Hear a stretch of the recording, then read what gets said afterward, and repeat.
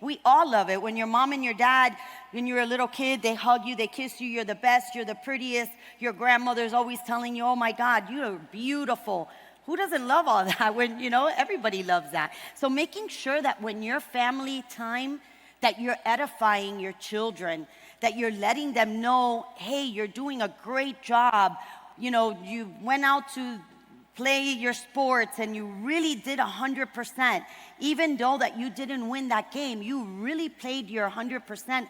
I love that. That was awesome. What you did in your room today, you cleaned your room. It was so great. Your room's spotless. Any little thing that you can edify your children with is awesome. Your family dynamics now becomes that your kids want to be around you. They love to listen to you.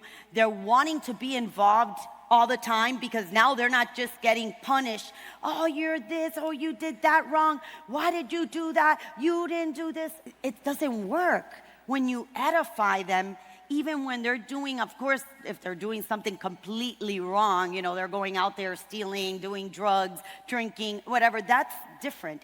But on a daily basis, allowing your family all, and this is including your wife, you, your mom, your dad, your sister, your brother, your nieces, anybody, edifying them at all times, it's just makes everybody want to be a better person.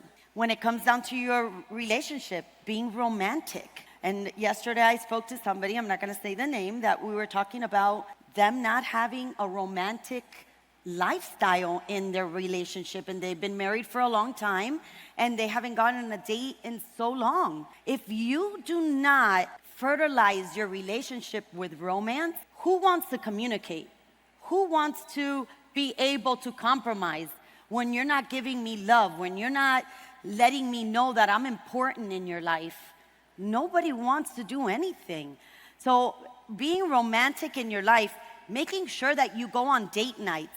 I have another slide that I talk about. I'm not going to have the time to do it, but going on a date night on a weekly basis, going on a vacation alone for a weekend, going away for a long trip with your spouse, giving that fertilizing to that relationship is very important. You cannot keep married. Like Bobby and I, for 33 years married, and we're still sex texting, love texting. We give each other a hug, a kiss.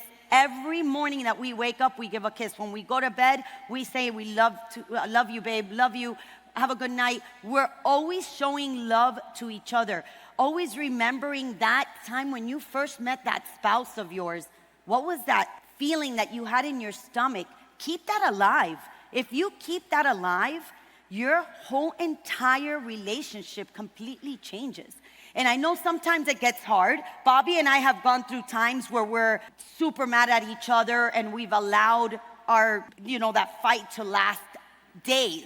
This was a very long time ago. And we were like, then it's so hard. Who wants to go to the bed and hug each other or kiss each other or compromise or communicate? You can't. Being romantic with your spouse is extremely important. So important. Because that's what's going to keep that fire of wanting to do whatever it takes. It doesn't matter what it takes. That you're going to fight for that marriage because you know that you love each other. You're reminding each other on a constant basis what you mean to each other. And that's very, very important. And especially, I'm going to pick a little bit on you guys because, by nature, men are less romantic than women. We're more cuddly. We like to kiss. We like to hug.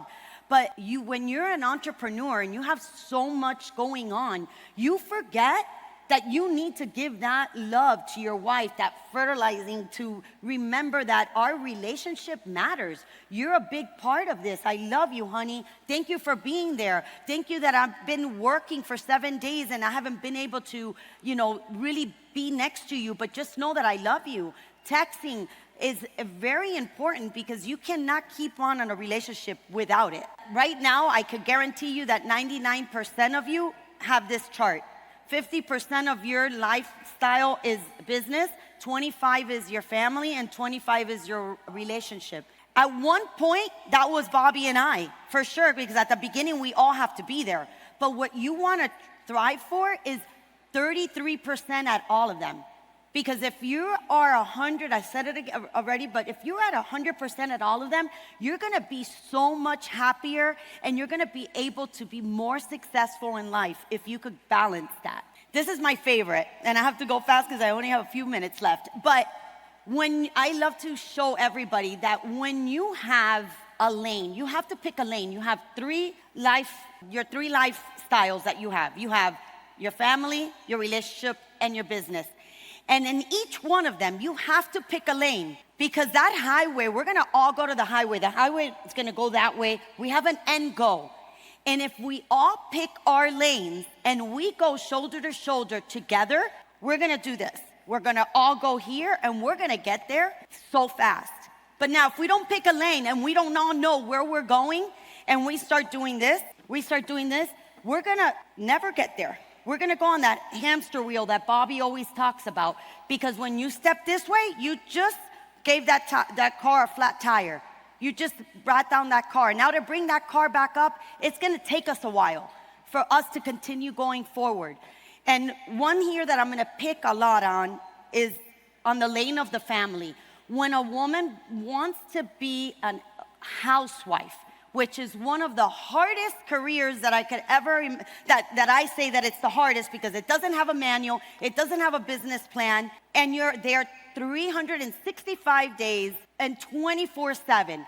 But when you become a housewife and you decide that you want to raise your children, and your spouse comes home from working, and you want that spouse to help you with the kids, with the dishes, with the food, with the this, with the that, and they can't because they've been working all day, but you picked the lane that you wanted to be the CEO of your household. You picked the lane that you wanted to be that mom that wanted to raise your children and take control of your household.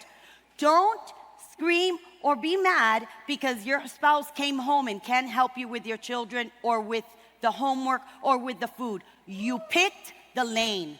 So make sure that you understand the lane. If you don't want to be, a stay-at-home mom, say it, communicate it. Say that you don't want to be a housewife.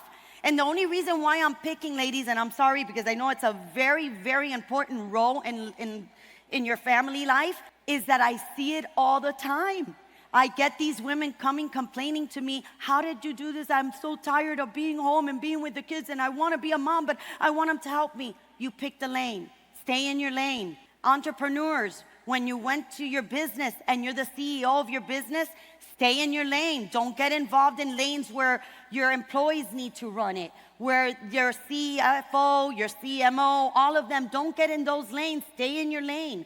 In every aspect of your life, stay in your lane. If you stay in your lane and we all go shoulder to shoulder, hand to hand, and we all go forward and we stay in that lane, nobody's gonna break down because we're all going forward. And guess what? You're gonna get there so fast and you're gonna be so happy. You're gonna be so fulfilled because everything is gonna be exactly what you want.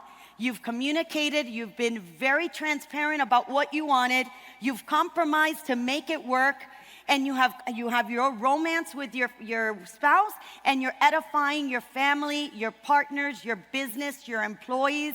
Guess what? Everybody is happy. You have one global happiness. And what more in life do you want than being happy all around in all 3 aspects of your family, of your life, So make sure that you understand the lane that you're choosing in each aspect of your life, and completely grab a hold of it and take it, and you're gonna make it together to that end goal, because at the end of the day, you have one goal for your family, for your relationship, for your business. And getting there is gonna be so satisfying. Bobby and I have been able to create an empire that we are extremely proud of, blessed of, and we've done it with these 3 pillars. And our kids, I have passed this down to them, and they've been using it in their lives, and we're all extremely blessed that we have been able to accomplish it.